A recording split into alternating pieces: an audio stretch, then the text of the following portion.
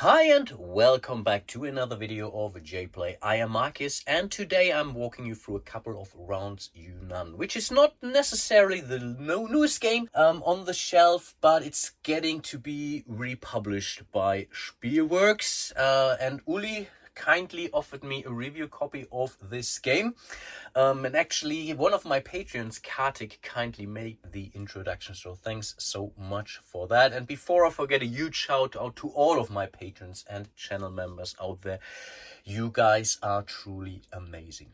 So in respect to this version of the game, I believe you can get it as of Essen or so. I could be terribly wrong, but I think I really got production copy of the game, so I'm relatively certain the game is more or less available now, as latest at Essen.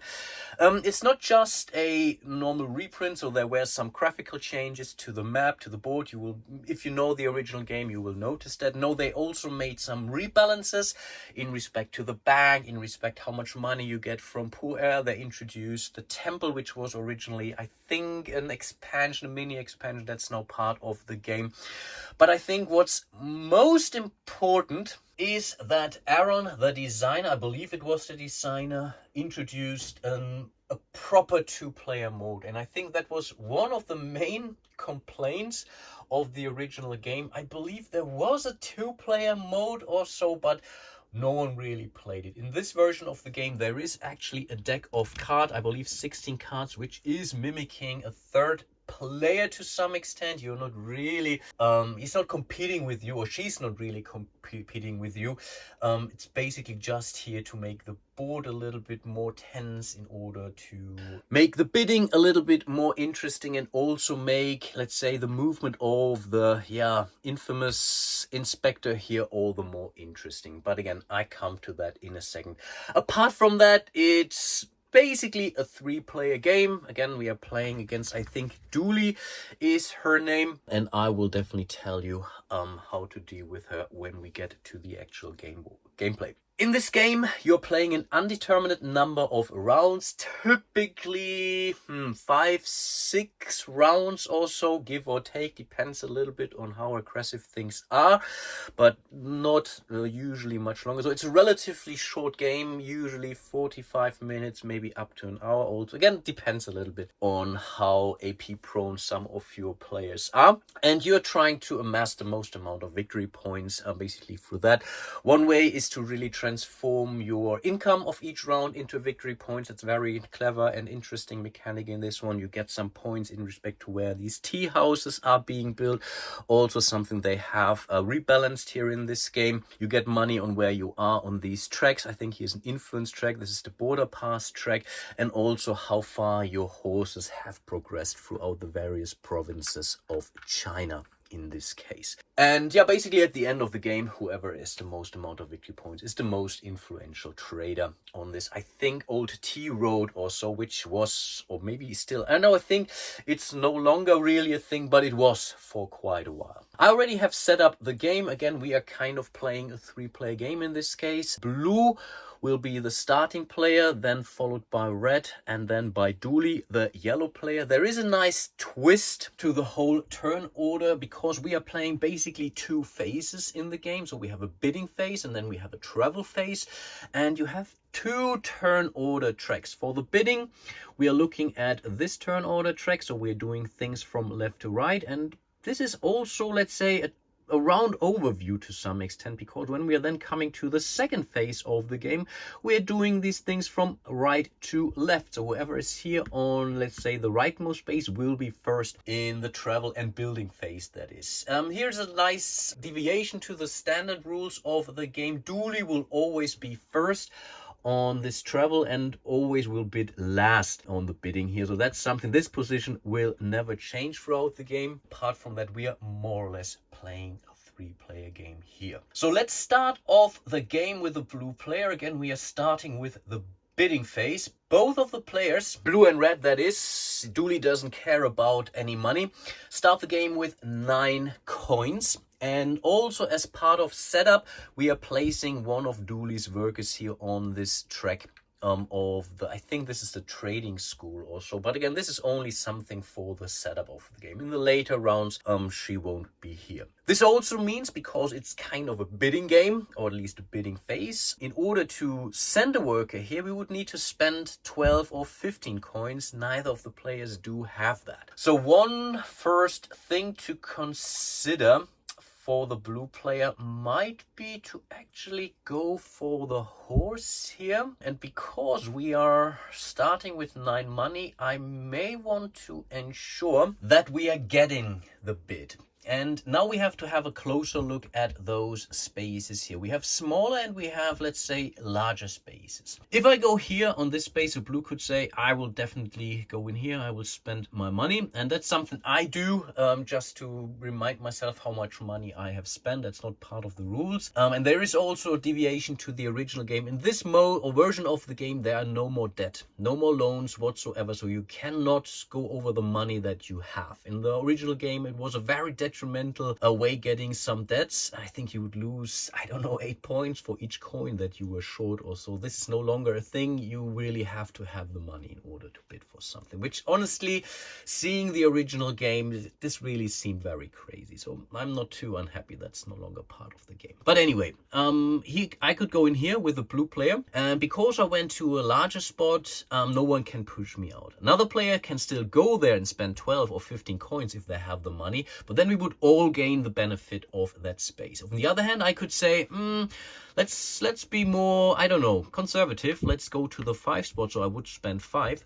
But because it's a small space, anyone who is outbidding me here is pushing me off. So if the next player goes on 7, I'm off, getting my money back, getting my trader back, everything is good. I can go there again, but then again, I have to spend more. Of course, someone could also say, yeah, let's go to the 9 immediately because I really want the horse. Then my 5 is still gone, but then they would be also protected from this space. So this is really something that is about timing, is about reading the other players, and I really like this mechanic quite a lot. But I guess we want to follow that trail of thought here.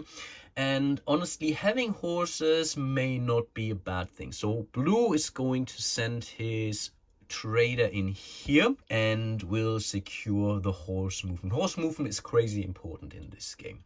But that's the bidding for the blue player. Over to red. As they only have $9, we cannot go to this space with a red player. So that's something to keep in mind. We have other spaces to go to. For example, we could say we are going to the house here, or to the building space, and maybe for only 5 quid we could gain a trading post, for example, or a tea house or a bridge. We could increase our boarding passes, which allows us to move further on the board. Also can be quite important.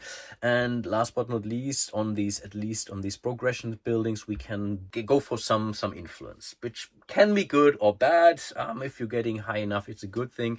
In between can be also a dangerous place to be. And then finally, we have the bank and we have the temple. The temple, again, is part of the core game now. Originally, this was an expansion. It's something that you are usually using a little bit more mid to late game. It's very, very mean mechanic, or can be a mean mechanic, but also a very, very strategic element of the game. So I think red knows blue cannot really outbid me, red. So I think in this case, red is going to spend 5 coins here.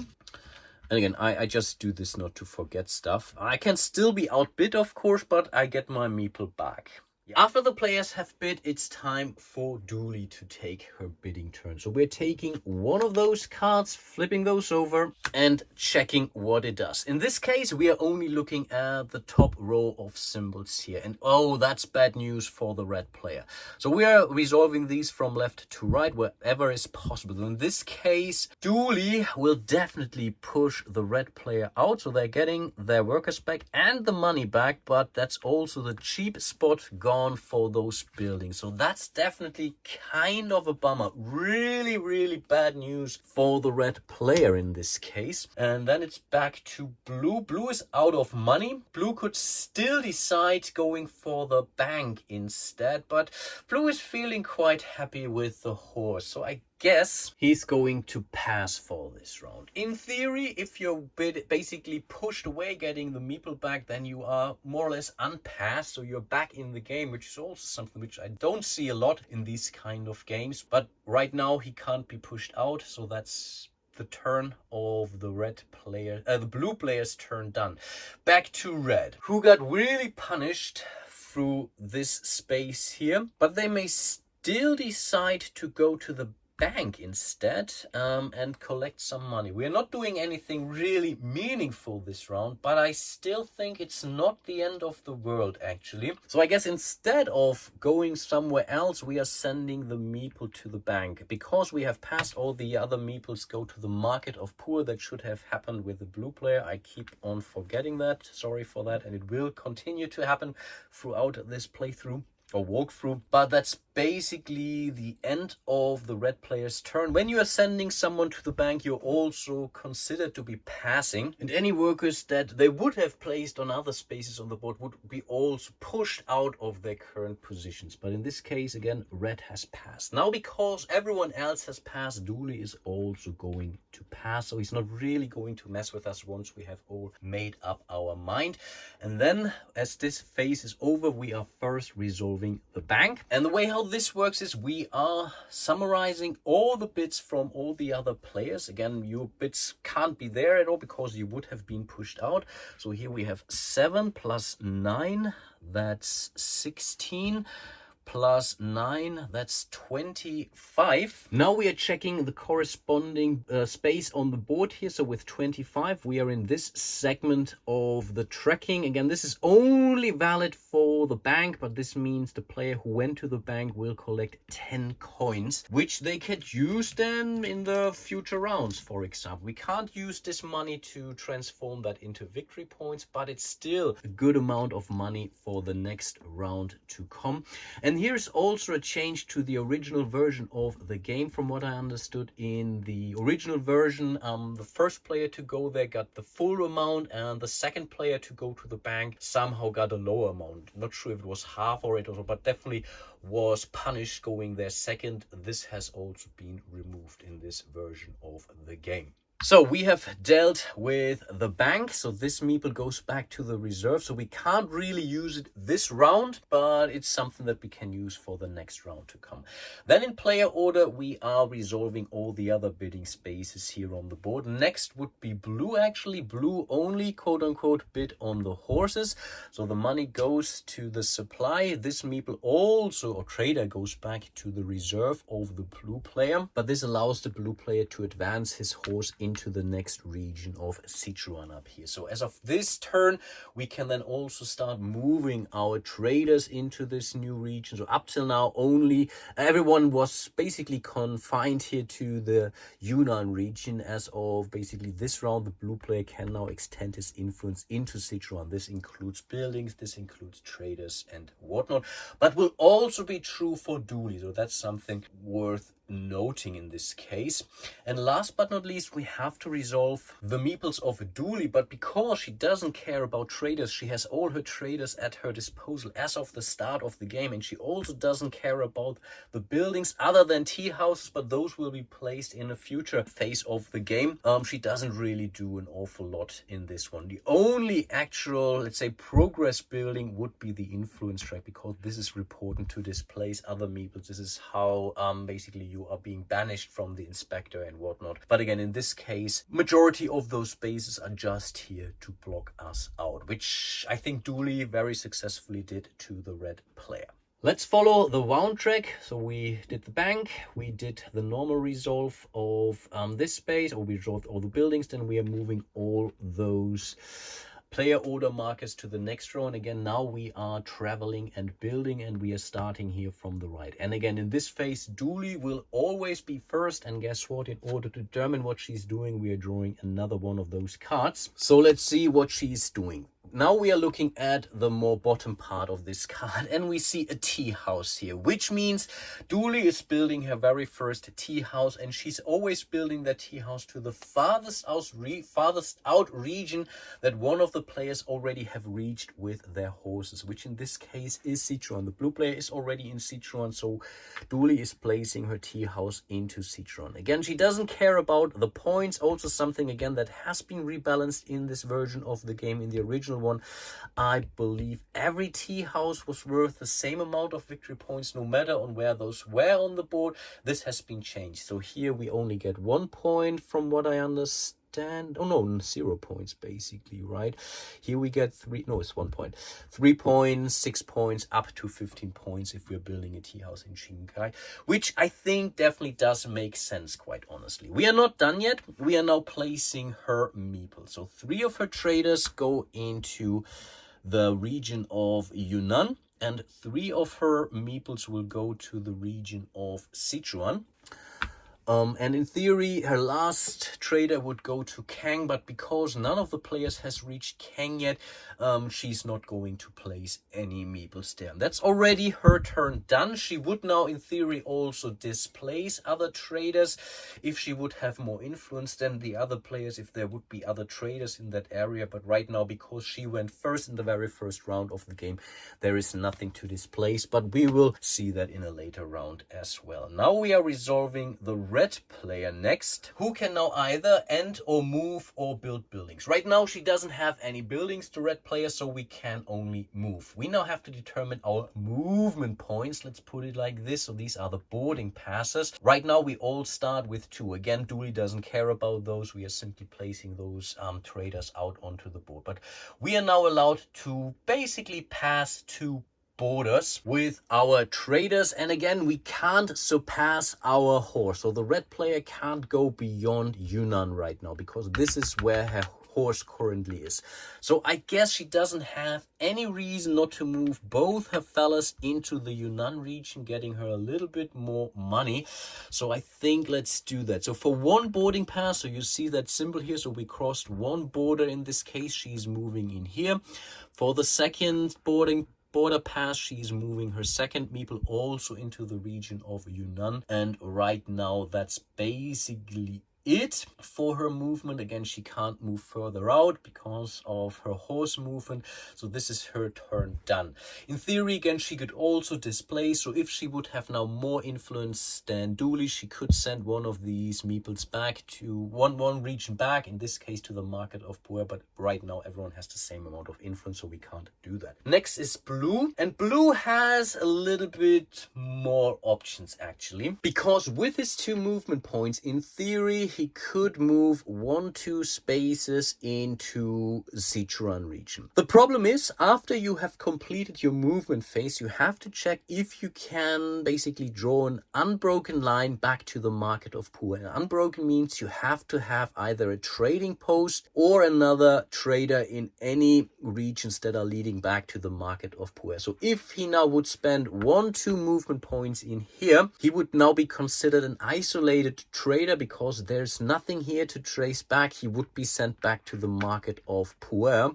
So that's not going to happen, which in this case means we are also following the same logic. The horse out here is a little bit lost, unfortunately, but he can still use it in a later phase of the game. Maybe blue also needs a little bit more movement points, but I think for now that this is fully okay. Next we will resolve the infamous inspector.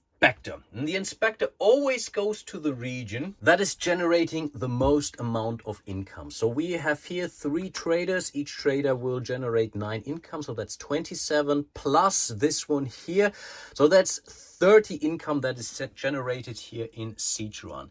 Here we only generate 6 per meeple, so that's 12, 24, 26, 28, 30, 31 just enough to send the inspector in this region here. And next he's going to banish exactly one merchant, and he will start with the merchant of the player that has the highest influence. Right now everyone is tied in respect to influence, so the tiebreaker is then done according to the current turn order on the crate track, which in this case, this is bad news for Dooley, but she doesn't really care about income, so we are sending one of her traders back to the market of Puer, and that's basically the job of the inspector done. But you already see that this is really a mind game, a controlling game. Depending on where you are in the turn order, you really have to make a judgment call on where you want to send your workers to in order to avoid that you are being hit by the inspector, for example. This is really a very cool mechanic in this game. Next, we would resolve the presence. Right now we only have presence in the siege regions. Those are those. Each one of those tokens is worth 3 points at the end of the game, and is also one of the 2 end game conditions. If all of these presents on the board are gone, this is then ending the round, basically at the end of the round. On the other hand, the game can also end whenever a player is making it to 80 points or more. This will also trigger the end of the game. There is no final round or so. Once one of these conditions is met, we are playing until the end of the round. Usually you get all those points or removing those tokens at the very end of the round, so sometimes players can be quite surprised how soon this game is actually ending. So in theory, Dooley would now get 3 of these presents up here, but there's a nice catch-up balancing rule for the 2-player game in the rule. Dooley will only ever take those presents if at least one another player is in that same region. So it's not that Dooley can end the game on her own, which is something I really appreciate, and it's really helping to not penalize the players too much. So in this case, we are not yet removing any one of those present tokens. So next thing is we are going to determine our income, and we are also doing this according to the player order. We don't need to do that for Dooley. Again, she doesn't care about income, but we will start with the red player. Red has 2 meeples in here. This will generate 12 income.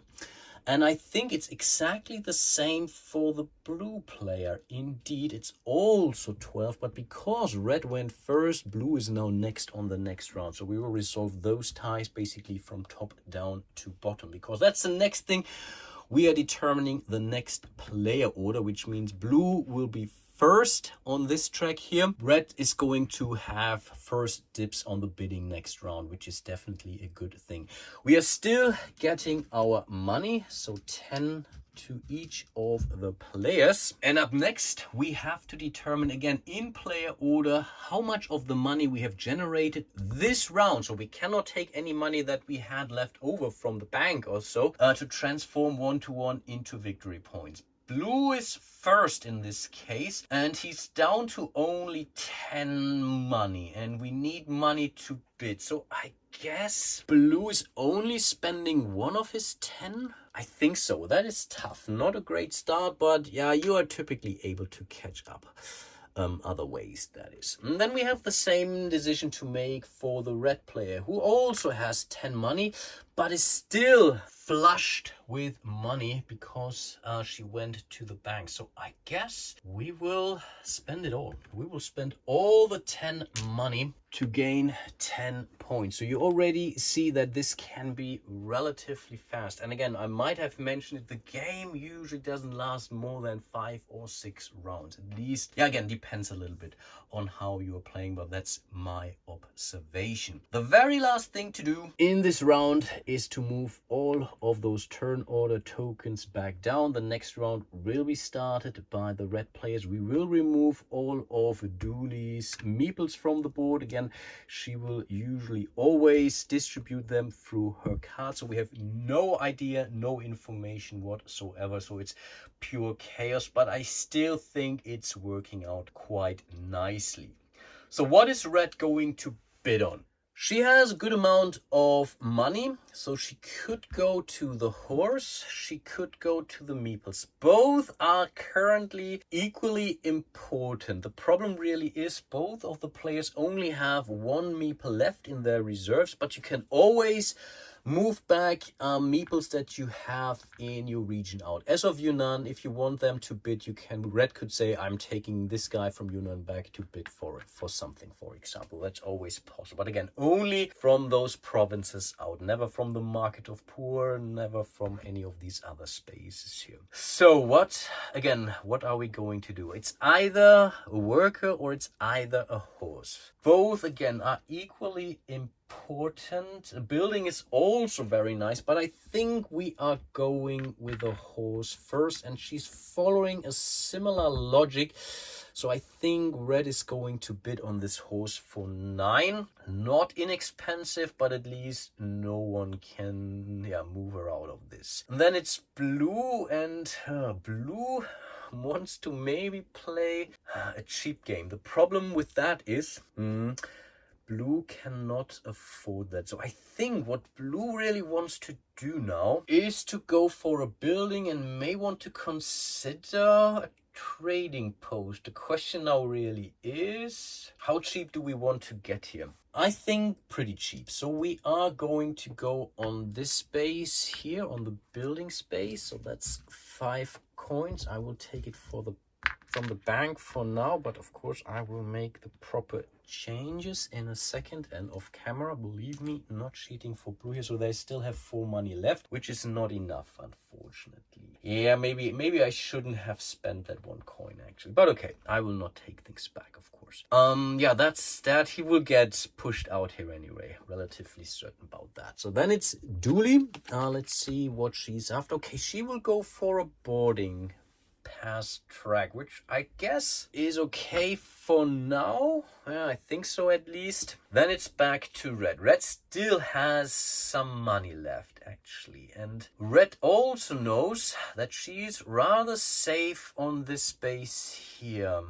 So maybe she wants to risk it actually. So she will spend 5. Because she hasn't any workers left, she will have to take 1 from the Yunnan region and place it here. Then it's blue. Blue can't bid. Blue could consider going for the bank, but if blue is getting the building, he's a quite happy camper. So no, blue is going to pass for now. We are drawing the card for Dooley. What do we get?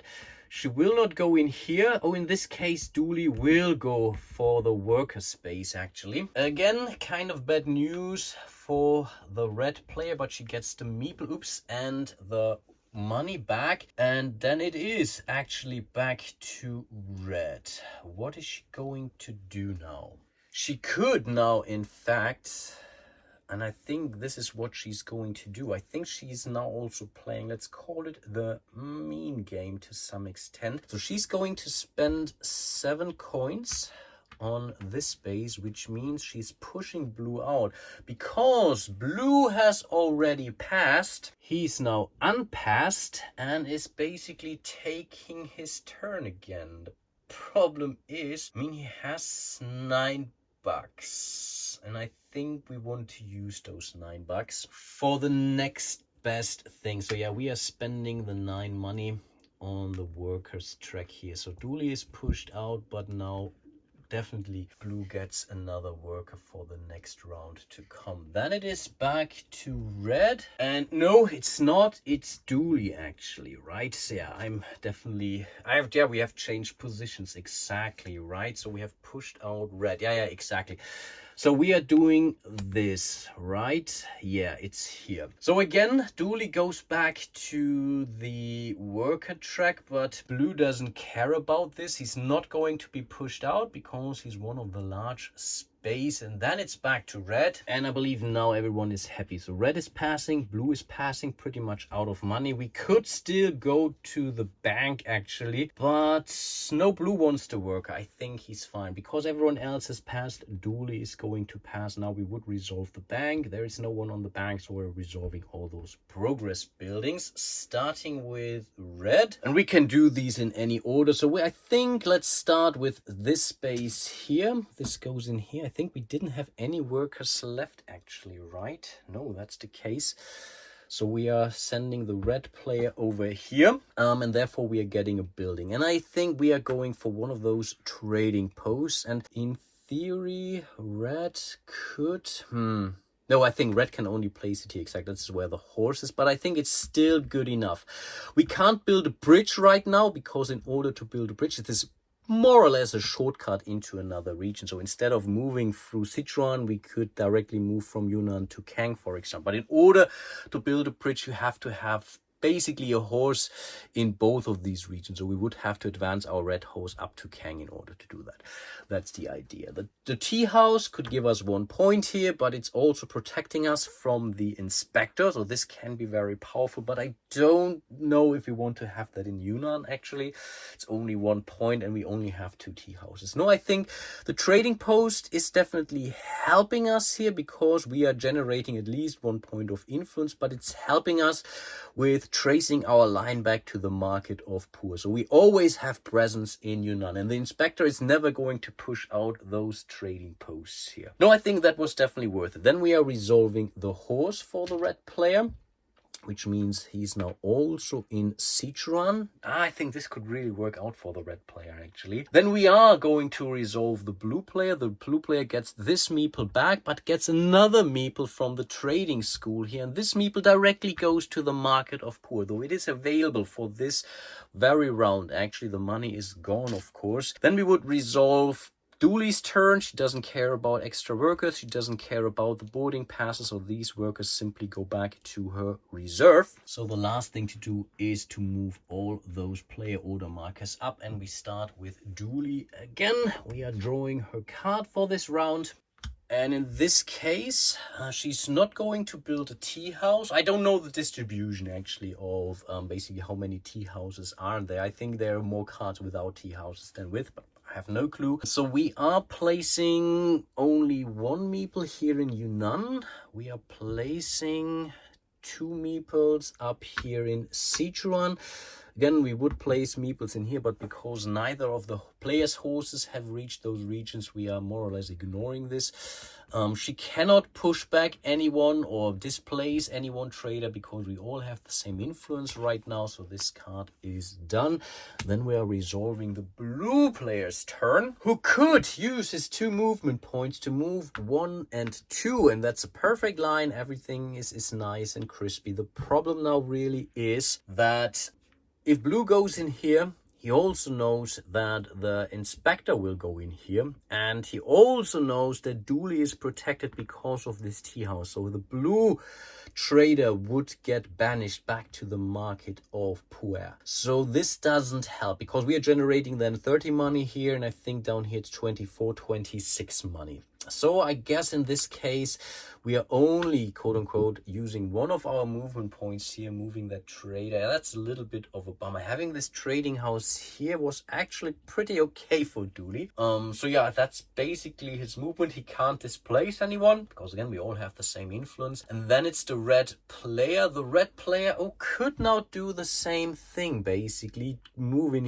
here, right? Again, we would generate 27 times 3 would be the same problem because of this nasty tea house here. So I think, she's not really making a lot of money this round, actually, and she needs it all. No, I think that's basically it for the red player. Yeah, she's not going to move because it wouldn't help her at all. She would be the one to be displaced because of that tea house. Otherwise, again, Dooley would be the first tiebreaker. She would be banished. But up here in Sichuan, that's bad news for everyone. No, I think we are not doing this. Same rule applies. So in this case, it's only 18, 21. I think this is now clearly here. But down here, we also know it's Dooley because here's no tea house, and she has kind of, quote unquote, the highest influence because of a tiebreaker up here. So this fella is moved back. This was the job of the inspector done. Next, we would go for the presence up here. Again, there are no other traders, so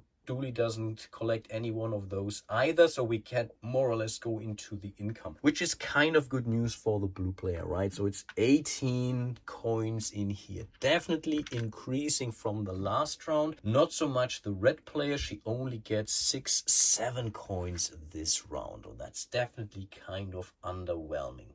let's set the new turn order, and I think it's still the same. Exactly, blue has more than the red player in this case. Exactly, which also means blue has to make the first decision on how much money they are going to spend. They have 18 coins, so maybe he's going to spend 3 of those. Oh, that's tough, but with 18 we could bid twice on meaningful stuff. No, I think not. Blue is going to not convert any money to victory points again. With 19 you can really do 2 safe bets. If that would have been 20, 21, I would have transformed the excess, but yeah, let's not do that. For red it's kind of the same. They made 7 this round, they had 3 left, so I think going to 9 is the minimum. We are spending the 1 here to get ourselves 1 more victory point. And then again, last thing to do, we are moving them all down here, and then we start the next bidding phase again with the red player. I think for red, yeah, we need more workers. Even though this round we have more workers available, but having more workers can't hurt us, right? So we are definitely going to spend all 9 money to get an extra worker this round. Then it's blue, and I think, again, as we said, we have 2 safe bets we can do. And one safe bet could be to take the horse again, maybe? Is that crazy? No, I think that this is fine, actually. Yeah, let's do that. And then it's Dooley, who is going for the influence, actually. Okay, so this is the one track she actually worries about, because that's the one piece which could, in fact, help us, because, yeah, the higher you are, the more likely it is you will get hit by the inspector. Until you make it here to the top row, you see that it's shaded here in a little bit of red. And once you are here, you are then automatically protected from the inspector, basically until the end of the game. But to get here, it's not really easy, believe me. So that was her first bid. Back to the red player, who is pretty happy. So she's going to pass. Blue still has another full bid, and I believe this is working pretty well for blue, actually. So we have to take 1 trader from the board here, and I think we want to build the bridge. Yeah, let's totally do that. In theory, what we could do is okay, I think we can do that. Let's only spend 5 coins, actually, because even if Dooley goes here to this space, we could rebid, right? So yeah, let's totally do that. Yeah, let's do that instead. We could really save an awful lot of money here this way. So now it's definitely Dooley, because there is still someone in the race. We will draw a card. Okay. So what's happening? She's pushing blue out. Then it's blue's turn again. He will go then to the 9 like he originally planned, right? And I think for the rest we do not really care. So then it's Dooley again. She will draw a card. She will not go to the same space again. She will not go to this space again. She would go in theory to this space, but again, doesn't really matter too much. Then it's back to blue. Blue is passing because everyone else has passed. Yellow is also passing Dooley. No one went to the bank. Let's resolve all those progress buildings. Again, starting with the red player. So this goes back to the reserve. And 1 comes out to the market of poor. Right, so that's already the turn of the red player. And I think I've forgotten to remove the 3 meeples from Dooley from the last round, but it doesn't really matter too much. Then it's blue. Blue will definitely increase the horse first. So he already made it to Kang. This could be good and bad, actually, because this also opens this region for Dooley, obviously. But we still have 1 more action down here, and I think we are going to build our bridge. So the bridge goes in here, and this now allows the blue player to directly move from Yunnan into Kang, and it's also allowing the blue player to traverse the line back to the market of Pur this way.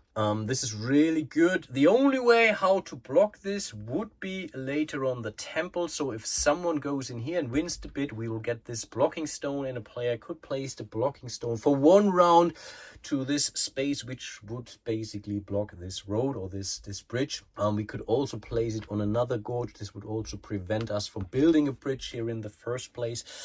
But I still think this was a very important placement here for the blue player. Then we are resolving Dooley. The only thing that's important for her is the influence track. So for the first time in the game, she has increased her influence. So she will now start displacing other players. Definitely problematic, but she's also more likely to be hit. Now she's really always first in respect to those hits, unless someone else is more or less overtaking her here on this track. But that's pretty much the end of this phase done. Let's move everyone up, and again Dooley will be first with her travel phase, and in this case she will build the tea house again. Are you kidding me? This is such bad news for the blue player now. In this case, she's now out of tea houses, so that's kind of a good news, so everyone else can place the tea houses there. But wow, that was tough. And again, only 1 tea house can be in any given region. Oof, that is brutal. And wow, she's not even placing meeples in here. Oh boy. Okay, that is nasty. So the only 2 meeples are actually going into Kang, and she can do so because there is a horse. Wow, I think this was the worst card now, at least for the blue player this round. Okay, this was rather nasty actually. So what are we going to do about that actually? Because next it is the blue player. Good thing is she doesn't displace anyone, because there aren't any other traders in that area. So that's at least,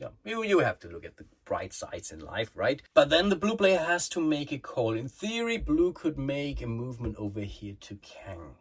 This would mean Kang would generate 36 income. And normally she would be displaced, but Dooley is protected by her tea house here. So making a move into Kang doesn't really help him. Moving both of his fellas up here into Sichuan doesn't help him either, because again, you have to trace a route back to Pur. Both of these guys would be sent back to Pur because they are now considered to be isolated. So this also doesn't help. So the only real meaningful thing that blue can do this round is to actually move 1 guy into Sichuan. That was truly terrible. That's really something that can happen in a normal multiplayer game as well, though, that someone is taking an extreme strange move, displacing and so on. A lot of these things you can predict to some extent, but not everything. And this is what this game is all about. Reading other players' mind, thinking what could happen, and then make some, preparationally calls and turns. And in this case, it didn't really work out for the blue player. Again, this will happen sooner or later. So it's not the end of the world that this happened this round, of course. The bridge is there. It will be there and basically until the end of the game. So it's not lost at all. But still, we have to... we are not getting quite as much money. That's basically what I'm getting at. Then it's red. Red also has 2 movement points. So she's also moving 1 fella in here for sure and 1 fella in here. Basically doing the same thing. She doesn't need a worker here because this worker can trace route through this trading post, but still she's getting some more money here, and I think they're both safe. So this is generating 12, 14 money. This is generating 18, 21, and this is 24. So the inspector will definitely go in here, and that's basically the next thing that will happen. No, neither of those could have displaced each other because they have the same influence. So the inspector goes in here. He would send Dooley back. Again, Dooley is protected. It doesn't matter. So the inspector doesn't go to the next lowest region or so. No.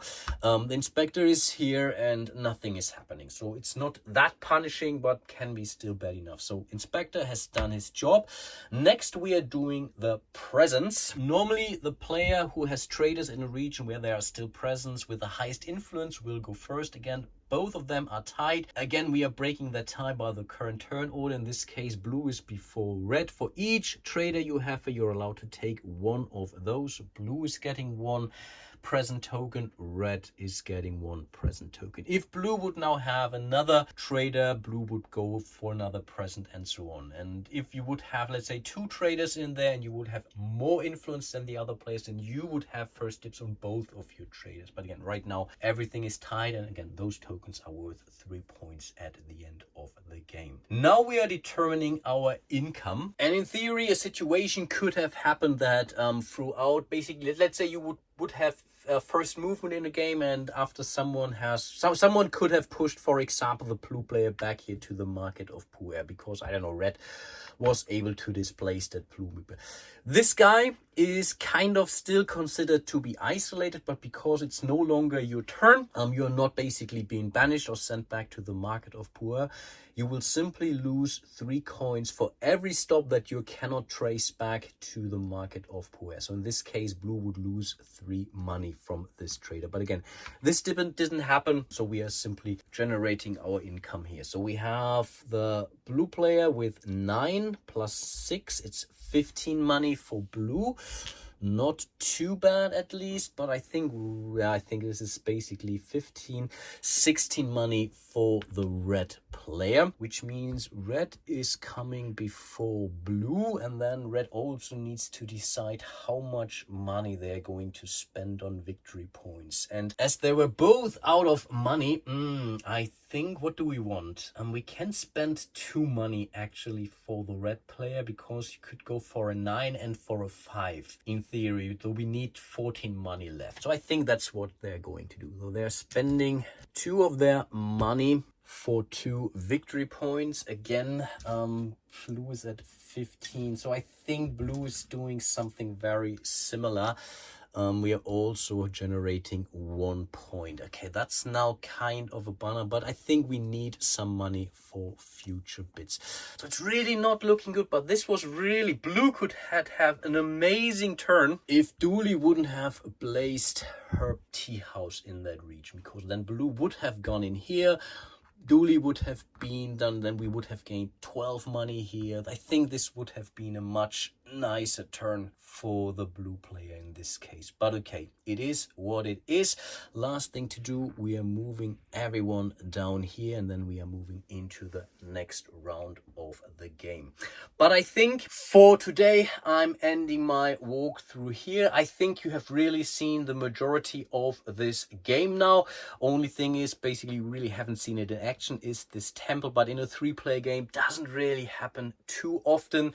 Of course, I didn't show you the final scoring, so maybe let's walk you through this a little bit. So depending on where you are on these tracks, you will collect some points, 1, 4, 9 and 16 points here, for example. Wherever your horse end up, you will get some points. So here it's 1 point, here it's already 4 points, so basically also up the way to 16 points. You will get the points for the tea houses respectively, then of course all the points that you have gathered throughout the game. And again, usually 5-6 rounds will in most cases end the game. Maybe not in this 2-player mode. Things feel a little bit slower, quite honestly, compared to a normal 3-player game, that is.